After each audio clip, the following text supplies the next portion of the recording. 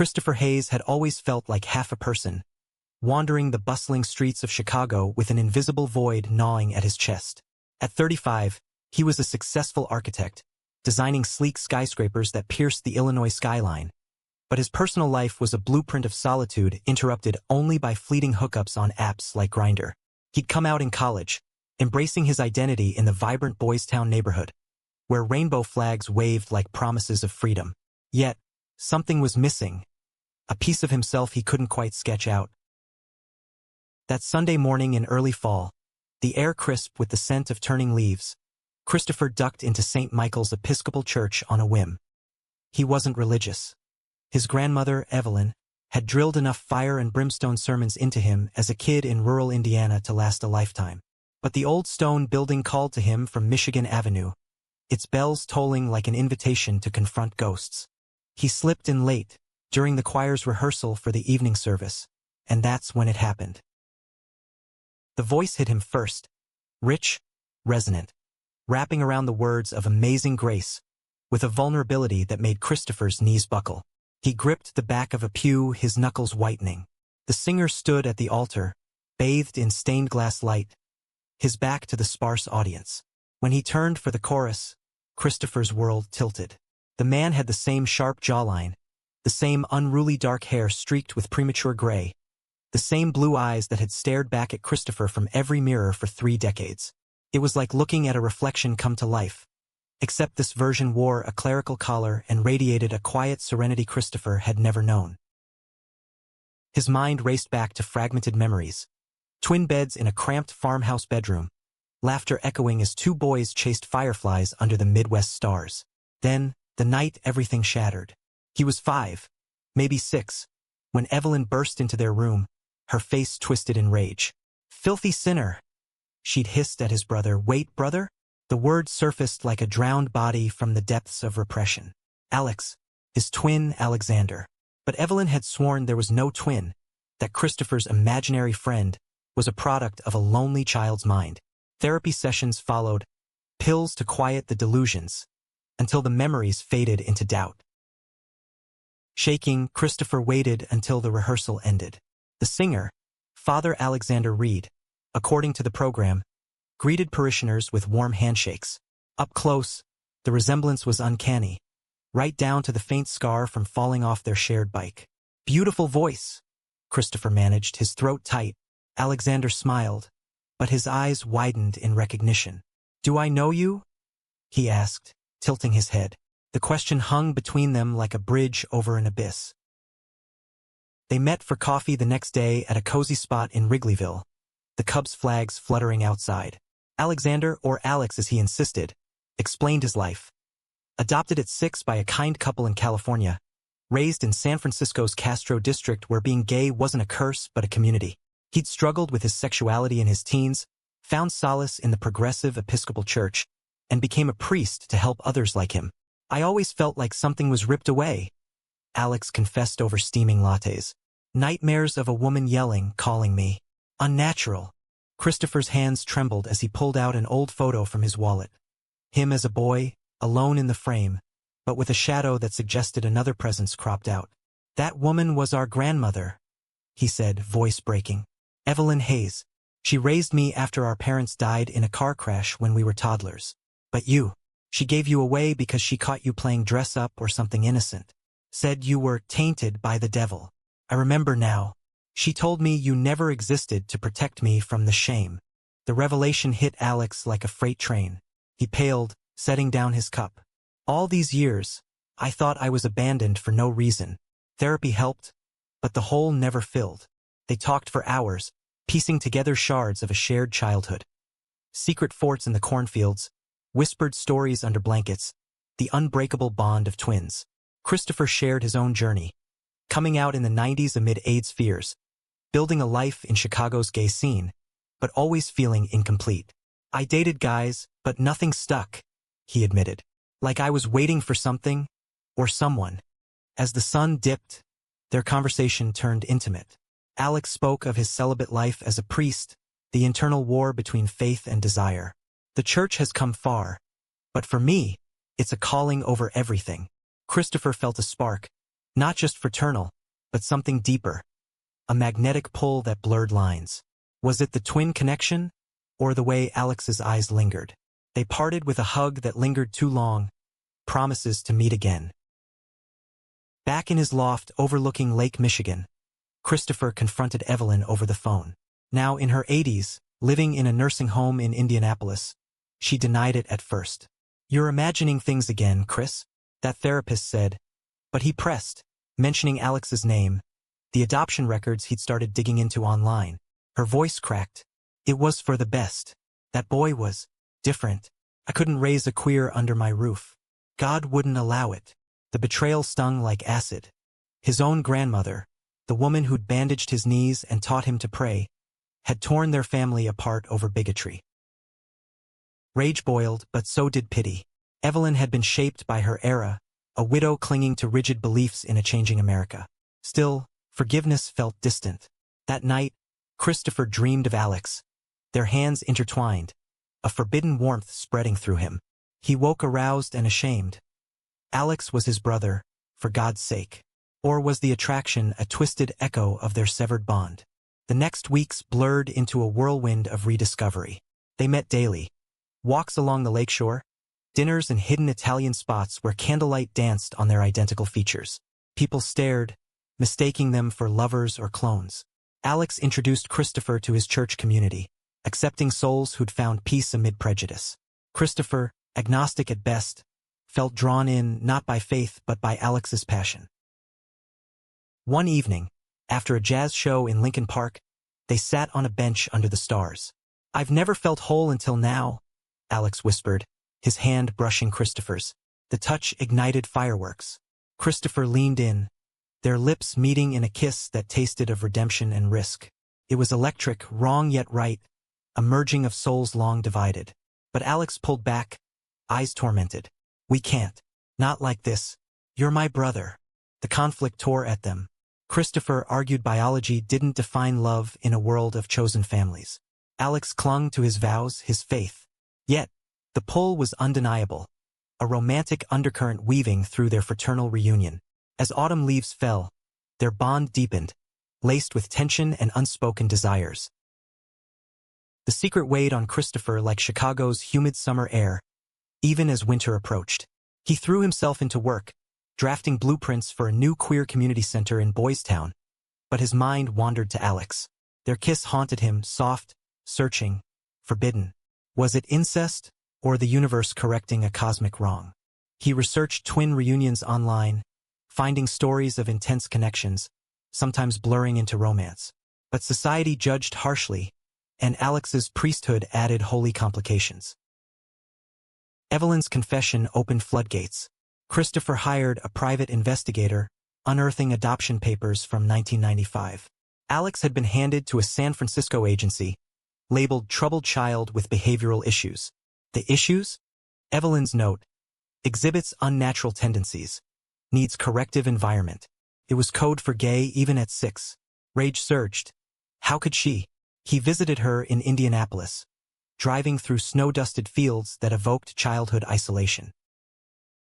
The nursing home smelled of antiseptic and regret. Evelyn, frail in her wheelchair, avoided his eyes. "I did it to save you both," she rasped. "In our town, folks would have shunned us. Your parents, God rest them, would have wanted normal boys." Christopher exploded. "Normal? You split us like we were defective parts." Alex grew up thinking he was unwanted. And me? I spent years in therapy doubting my sanity. Tears streamed down her wrinkled cheeks. I was scared. The Bible said, "Screw the Bible," he shouted, then softened. "Times change, Grandma. America's changing. Gay marriage is legal now. People like me and Alex build lives, families." She reached for his hand, whispering apologies laced with outdated fears. He left conflicted, betrayal clashing with compassion. On the drive back, he called Alex, voice cracking as he relayed the visit. "She betrayed us, but she's just an old woman clinging to ghosts." Their meetings intensified, stolen moments in Alex's rectory or Christopher's loft. Laughter mingled with debates. Faith versus freedom, biology versus heart. One night, after wine and shared stories, they crossed the line again. Clothes shed, bodies entwined, mirrors of each other. In a dance of rediscovery. It was passionate, cathartic, like reclaiming lost time. But dawn brought guilt. Alex dressed hurriedly, mumbling about sin and vows. This can't happen again. We're brothers first. Christopher felt rejected, anew wound atop old scars. He dove into Chicago's gay nightlife, seeking distractions in clubs pulsing with bass and sweat. There, he met Jordan, a charming lawyer with dimples and progressive ideals. They dated casually, Jordan's stability a bomb. But comparisons plagued him. Jordan's touch lacked Alex's fire. Meanwhile, Alex threw himself into ministry, counseling LGBTQ+ youth, his sermons infused with personal pain. Christmas neared, the city aglow with lights. Christopher invited Alex to a holiday party at his firm, introducing him as a long-lost friend. Whispers followed their resemblance. Jordan sensed the tension, confronting Christopher later. Who's he really? You look at him like he's the one. Honesty poured out, the twin story, the kiss, the turmoil. Jordan recoiled. That's messed up, Chris. Incest? Even if you're in love, society's not ready. The words stung, echoing Evelyn's prejudices. Betrayal compounded when Jordan, in a jealous rage, anonymously tipped off the diocese about Alex's inappropriate relationship. A scandal brewed. Whispers in church halls questioned the priest's celibacy. Alex called Christopher in panic. They're investigating. If they find out. Christopher's heart shattered. It was Jordan. I'm sorry. Fury and forgiveness warred in Alex's voice. We brought this on ourselves. Maybe it's a sign. The high drama unfolded in a bishop's office. Alex defending his integrity while omitting the romance. Christopher waited outside, pacing like a caged animal. Emerging, Alex looked defeated. Suspended pending review. They think I'm hiding something. Blame shifted to Christopher. Your world's secular, free, clashes with mine. We should have kept distance. The argument escalated in a nearby diner, voices rising over coffee. You kissed back, Christopher accused. Admit you feel it too. Alex slammed his fist. I do, but it's wrong. God, family, everything says no. They parted in anger, the void reopening wider. Weeks passed in silence. Christopher buried himself in work, the community center project a lifeline. He volunteered at shelters, helping queer kids evicted by families, mirrors of his past. One boy, 17 and homeless, reminded him of young Alex. Family shouldn't abandon you, he told the kid, hypocrisy burning. Spring thawed the ice, both literal and emotional. A letter from Evelyn arrived. I'm dying, Chris. Come see me. Bring your brother if you can. Pancreatic cancer, aggressive. Christopher hesitated, then called Alex. She wants reconciliation. Reluctantly, Alex agreed. The road trip to Indiana was tense, highways stretching like unresolved threads. They talked haltingly, rebuilding bridges over shared playlists of 90s grunge. Nirvana echoing their angst. At the nursing home, Evelyn lay pale, monitors beeping.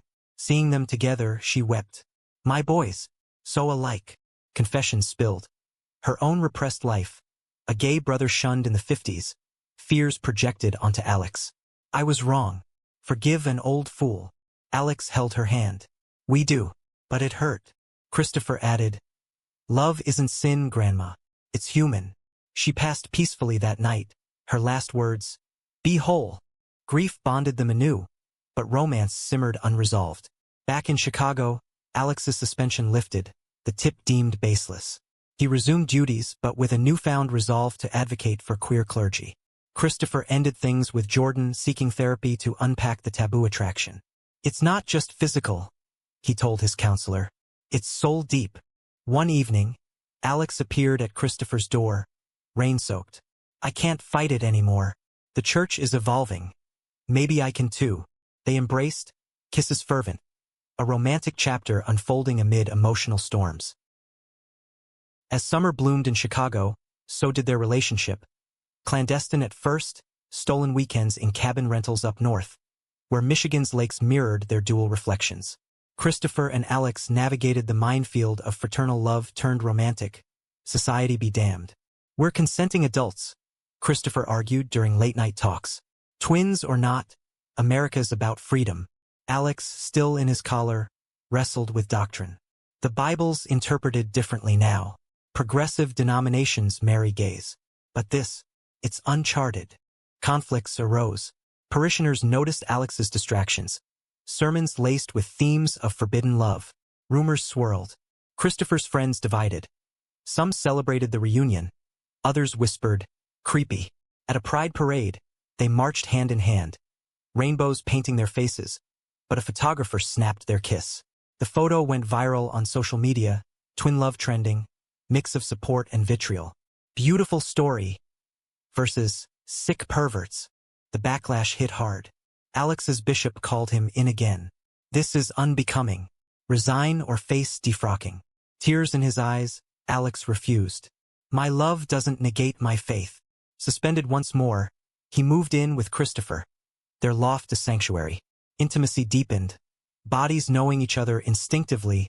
Conversations flowing like telepathy. They cooked Midwestern comfort food. Chili and cornbread. Reminiscing about Evelyn's recipes. Now flavored with forgiveness. But doubt crept in. Christopher questioned if their bond was healthy or trauma-induced. What if we're just filling voids? Alex reassured. It's real. I've prayed on it. They sought couples therapy, a queer-affirming counselor helping unpack layers. Society's taboos don't define you, she said. But be prepared for isolation. Isolation came swiftly. Old friends distanced. Family, distant cousins disowned. At a family reunion in Indiana, aunts gasped at their clasped hands. Evelyn would have rolled in her grave. One spat. The rejection echoed her betrayal, a cycle breaking only through their unity. Yet, romance flourished. Picnics in Grant Park, slow dances to jazz vinyls, whispered vows under starlit skies. High drama peaked when a conservative media outlet doxed them, labeling their story incestuous abomination. Protests outside the church. Hate mail flooded. Alex spiraled, questioning everything. Maybe she was right. Maybe I am tainted. Christopher held him through nights of sobs. Their love a shield. We're not broken. We're survivors. Seeking solace, they road-tripped to San Francisco, Alex's adoptive home.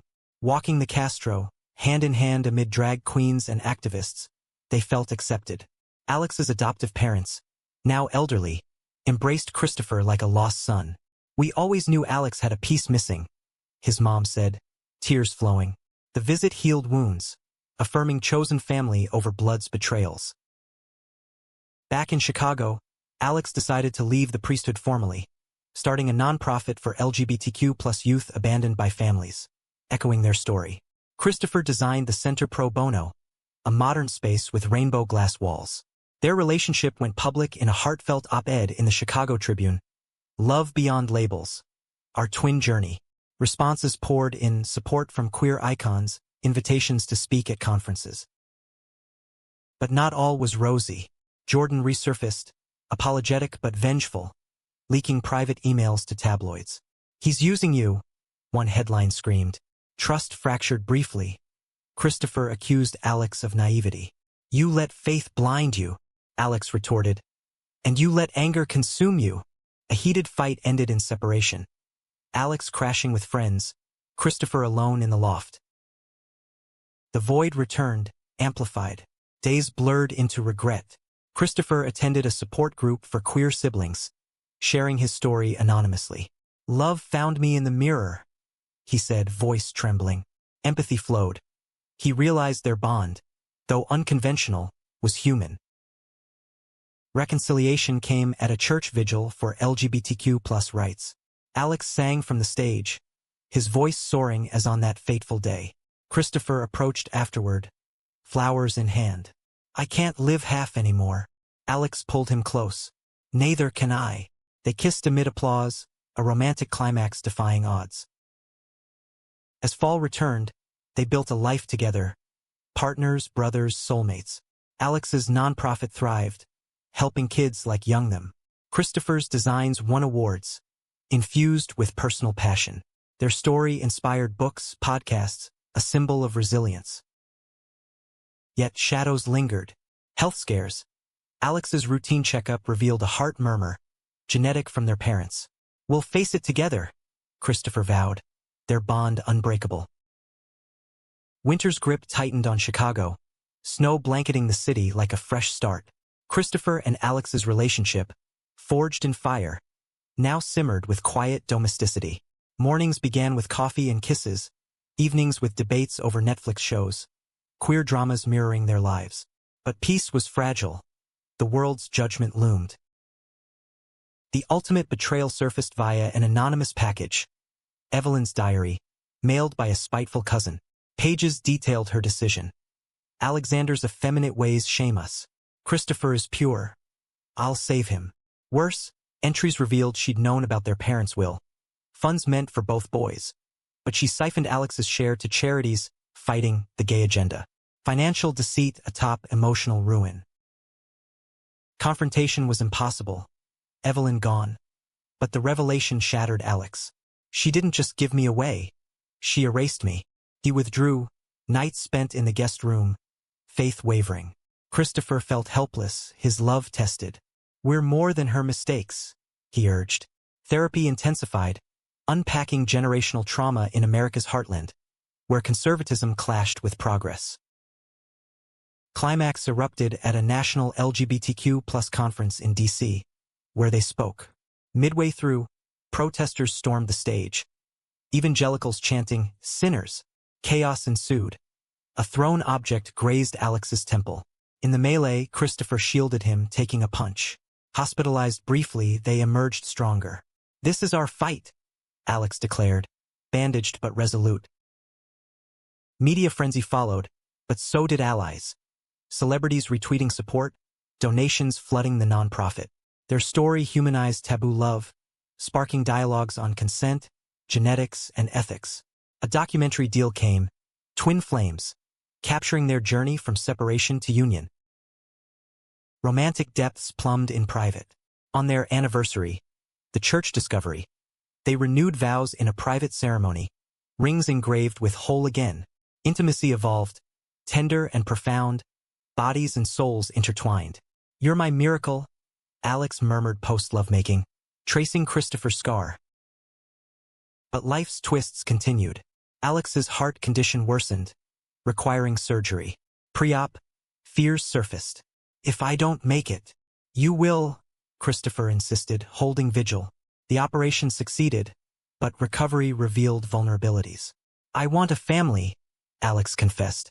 They explored adoption, surrogacy, building legacy beyond blood. Years blurred. The nonprofit expanded nationwide, safe houses for queer youth. Christopher's firm specialized in inclusive architecture. They aged gracefully, grays multiplying, but eyes still sparking with that twin magic. 30 years from reunion, now 65, they returned to St. Michael's. Alex, retired but volunteering, sang in the choir. Christopher watched, heart full, as echoes of that first day resonated. Their story ended not in tragedy, but humanism. Love conquering prejudice, family redefined. In a quiet moment, Alex turned to Christopher. "Grandma's act tore us apart, but fate brought us back. Stronger." Christopher smiled. "And whole." Their hands clasped, a testament to resilience, romance, and redemption in America's evolving tapestry. The end wasn't perfect. Society still whispered, but it was theirs. A life of depth, defying odds, proving love's boundless forms. In the church's glow, they stood united, two halves of one soul, singing harmonies of hope.